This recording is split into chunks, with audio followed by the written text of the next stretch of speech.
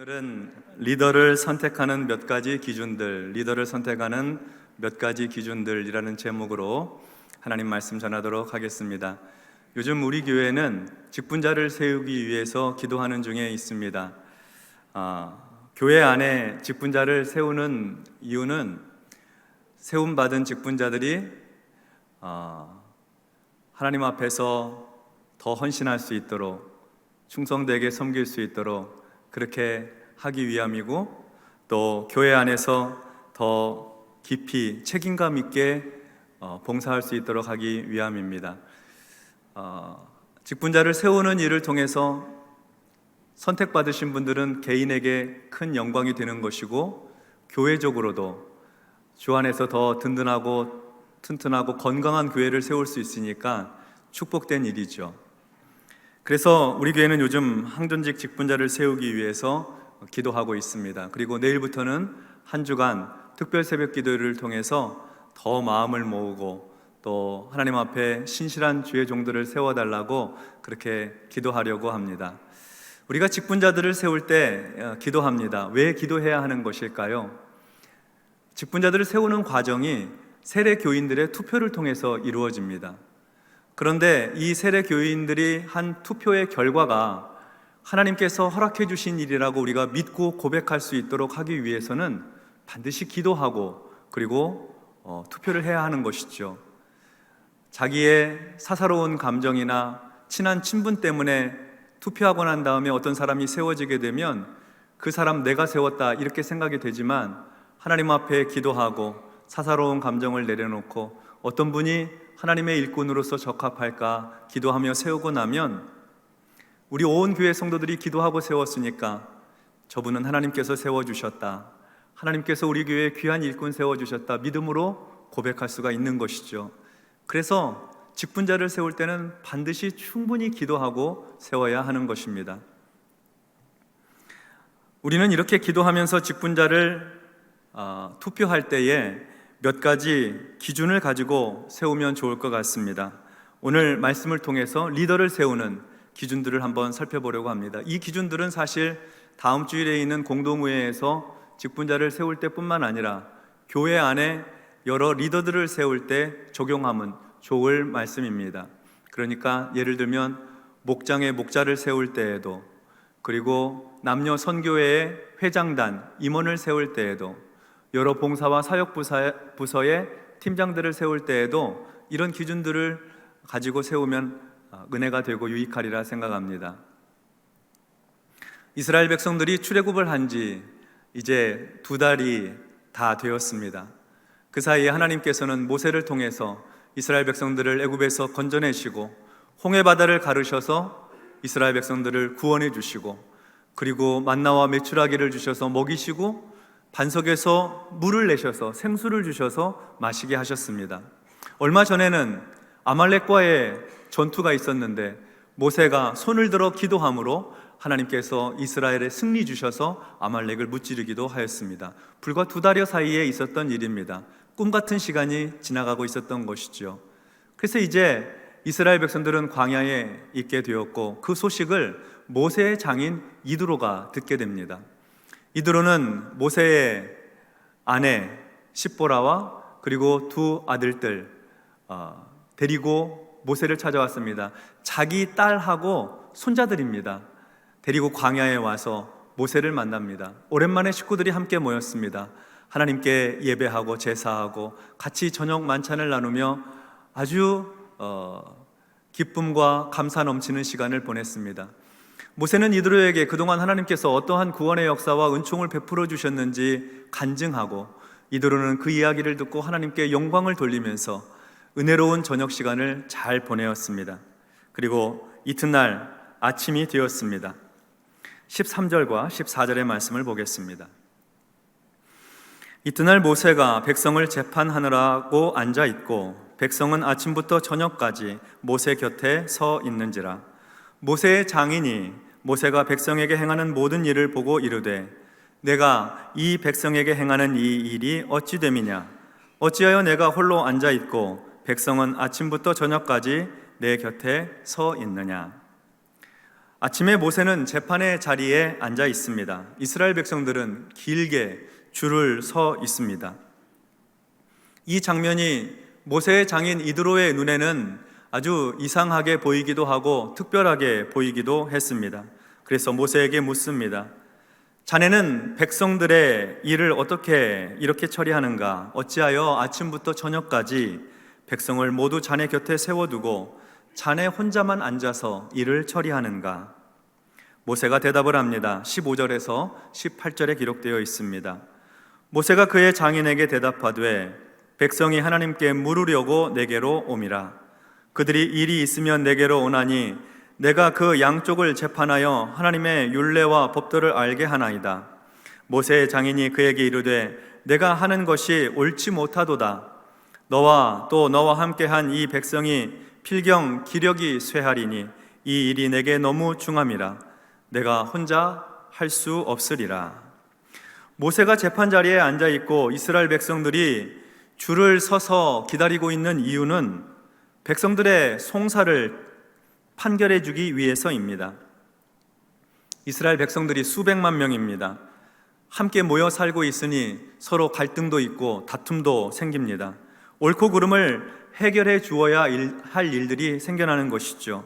그러면 백성들은 문제를 가지고 모세에게로 나옵니다.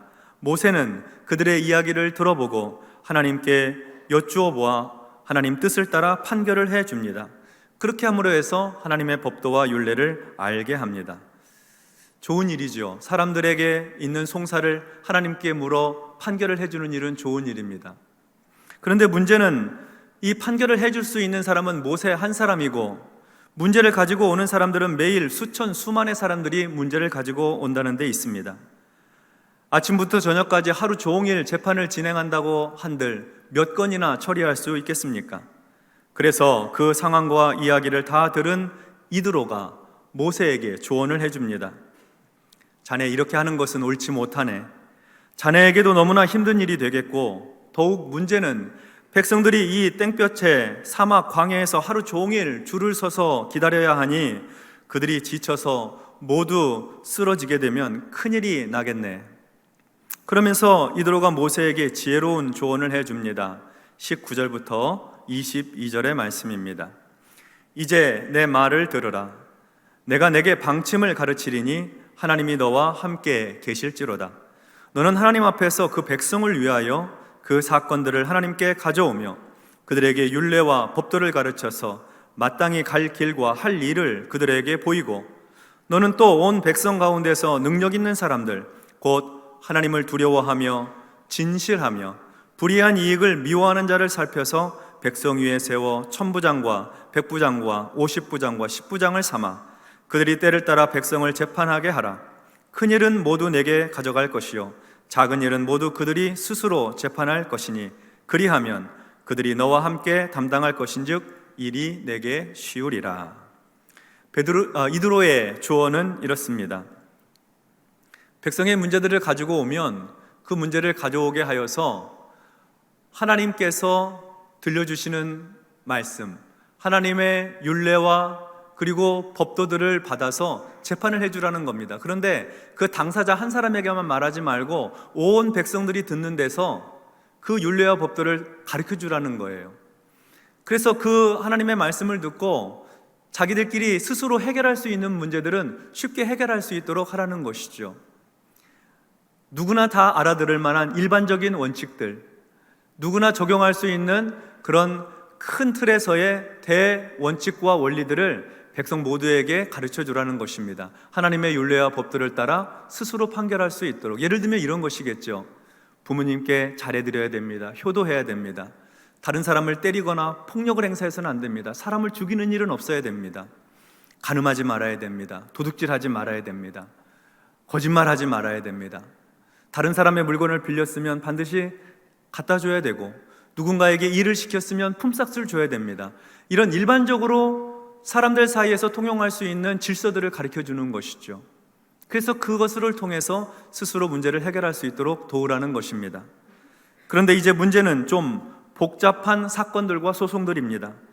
서로 이해관계가 부딪히게 되면 해결하기 어려운 문제들이 생깁니다. 이대로는 이런 문제들을 들어주고 판결하기 위해서 백성들 가운데 리더들을 세우라고 조언합니다. 10부장과 50부장, 100부장과 1000부장을 세우라고 합니다. 그래서 비교적 쉬운 문제들은 10부장이나 50부장이 처리하게 하고, 좀 어렵고 까다로운 문제들은 100부장 그리고 1000부장이 해결할 수 있도록 하라는 것입니다. 만약 1000부장도 해결할 수 없는 문제는 그 문제는 모세에게 가져가면 됩니다. 그렇게 함으로 해서 백성들의 삶 속에 일어나는 여러 시비와 송사들을 해결할 수 있고, 또 백성들은 재판을 받기 위해서 뙤약볕 밑에서 하루 종일 그 사막길 한복판에 서 있을 필요도 없고, 모세도 하루 종일 재판정에 앉아 있느라고 이스라엘 백성들의 다른 일들을 돌아보지 못하는 그런 어려움이 없이 시간을 내어 더 중요한 일들도 할 수 있도록 그렇게 하라는 것입니다. 아주 좋은 시스템이죠. 지혜로운 조언입니다. 이제 리더들만 세우면 되겠습니다. 어떤 기준으로 세우면 좋을까요? 가장 중요한 첫 번째 원칙, 많은 사람들에게 하나님의 율례와 법도를 가르쳐 줄 때 리더가 될 만한 사람들은 그 자리에 함께 있어서 잘 배웠어야 합니다. 대원칙들, 일반적인 기준과 표준들을 귀담아 듣고 잘 배우고 익힌 사람들 중에서 리더를 뽑아야 되겠죠. 그렇게 하지 않으면 뽑힌 리더들이 자기 생각으로 재판하기 쉽습니다. 내 생각에는, 내 경험에는, 그리고 일반적으로 생각할 때 이렇게 자기와 자기 주변에 있는 생각들을 가지고 재판을 하니까 자칫 자기중심적인 판단을 하기가 쉬운 것이죠. 그래서 대전제는 무엇인가? 모든 백성들이 알아들을 수 있도록 모세가 가르쳤던 하나님의 율례와 하나님의 법도, 규범들을 잘 배운 사람입니다. 잘 배운 사람이 재판도 잘 할 수 있는 것이죠. 그것을 전제로 하여서 다음과 같은 리더들을 뽑으면 되는 것입니다. 몇 가지 기준들을 제시하고 있는데 21절과 22절 상반절의 말씀입니다. 너는 또 온 백성 가운데서 능력 있는 사람들, 곧 하나님을 두려워하며 진실하며 불의한 이익을 미워하는 자를 살펴서 백성 위에 세워 1000부장과 100부장과 50부장과 10부장을 삼아 그들이 때를 따라 백성을 재판하게 하라. 어떤 리더를 세워야 할까요? 하나님의 율례와 법도를 잘 배운 백성 가운데에 능력 있는 사람들을 선택해야 합니다. 이 능력 있는 사람들은 어떤 사람들일까요? 세상에서 말할 때 능력 있는 사람들이라 하면 힘 있는 사람, 권력 있는 사람, 권세 있는 사람 말하죠.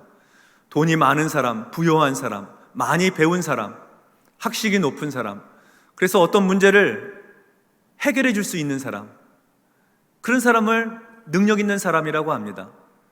그런데 오늘 하나님 말씀에서 제시하고 있는 영적으로 능력 있는 사람의 기준은 사뭇 다릅니다. 영적인 기준에서 보는 능력 있는 사람들은 첫째로 하나님을 두려워하는 사람입니다. 하나님께서 보시는 능력 있는 사람 첫 번째 기준은 하나님을 두려워하는 사람입니다. 하나님을 두려워한다고 하는 것은 하나님을 경외하는 사람이라는 뜻입니다.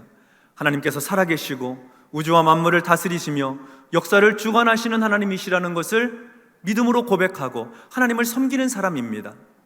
하나님을 두려워하는 사람은 하나님께서 오늘도 살아계셔서 내 삶을 들여다보고 계시고 내가 재판할 때의 내 재판정을 하나님께서 보고 계시니 내 마음대로 내 생각대로 재판할 수 없고 하나님의 시선을 의식하고 재판을 성실하고 진실하게 진행해야 된다. 그런 마음 갖고 재판할 사람을 뽑으라는 것입니다.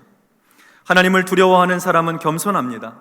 자기 주장과 자기 생각을 내세우지 않습니다. 하나님의 뜻이 무엇인지, 하나님 마음이 어떤지를 먼저 헤아리려고 합니다. 하나님의 뜻 앞에 서게 되면 자기가 아무리 좋아 보이는 것이라 하더라도 자기 고집을 꺾을 수가 있습니다. 내 체면이나 내 자존심보다도 하나님의 계획과 섭리가 더 중요하기 때문입니다. 우리는 하나님을 두려워하는 사람을 어떻게 알 수 있을까요? 하나님을 두려워하는 사람을 볼 때는 저 사람이 하나님과 어떤 관계를 맺고 있는가 하는 것을 보면 압니다. 하나님에 대해서 경외하는 마음을 가지고 진실하게 하나님께 예배하고 있는가? 하나님과의 관계 안에서 기도의 삶을 살고 있는가? 봉사하고 섬기는 일들을 하나님의 시선을 의식하며 하고 있는가 살펴보면 됩니다. 하나님을 두려워하는 사람은 하나님과의 관계 안에서 날마다 변화하고 새로워지는 사람입니다. 영적인 기준으로 볼 때에 능력 있는 사람, 두 번째 기준은 진실한 사람입니다. 진실하다는 것은 믿을만 하다는 것입니다. 신뢰할 만한 사람입니다. 정직하고 투명한 사람입니다. 하나님을 두려워하는 사람의 조건이 하나님과의 관계를 통해서 드러나는 믿음이라고 한다면, 진실한 사람의 조건은 다른 사람들과의 관계를 통해 나타나는 믿음입니다. 진실하다, 신실하다, 믿을만하다 하는 평가는 자기 스스로 주장해서 얻어질 수 있는 것이 아닙니다. 사람들 앞에서 여러분, 저는 진실한 사람입니다, 이렇게 주장한다고 해서 진실한 사람이 되는 것이 아닙니다. 다른 사람이 나에 대해서 그렇게 인정해주는 평가입니다. 그가 진실한 사람인지 정직한 사람인지 그동안 서로 관계 맺어온 사람들은 금방 압니다. 진실하고 정직한 사람이 송사를 듣고 재판을 하게 되면 사람들은 그의 판단과 그의 판결 결과를 수긍하고 받아들일 수가 있습니다. 원망과 시비를 줄일 수가 있다는 말입니다. 그래서 이도로는 리더를 선택할 때에 사람들의 인정받는 사람을 세우라고 조언하고 있는 것입니다. 우리는 리더를 선택할 때에 그 사람이 다른 성도들과 좋은 관계를 맺고 있는지를 살펴보아야 합니다. 다른 사람들과의 관계가 따뜻한지, 다른 사람을 존중하는 관계인지, 서로가 서로에 대해 편안한 관계인지를 살펴보아야 합니다. 사람들로부터의 평판은 좋은 리더를 세우는 중요한 기준이 될 수가 있습니다. 능력 있는 사람의 마지막 기준은 셋째로 불이한 이익을 미워하는 사람입니다. 불이한 이익을 미워하는 사람. 불이한 이익을 미워한다는 것은 뇌물을 받지 않는다는 것을 말합니다.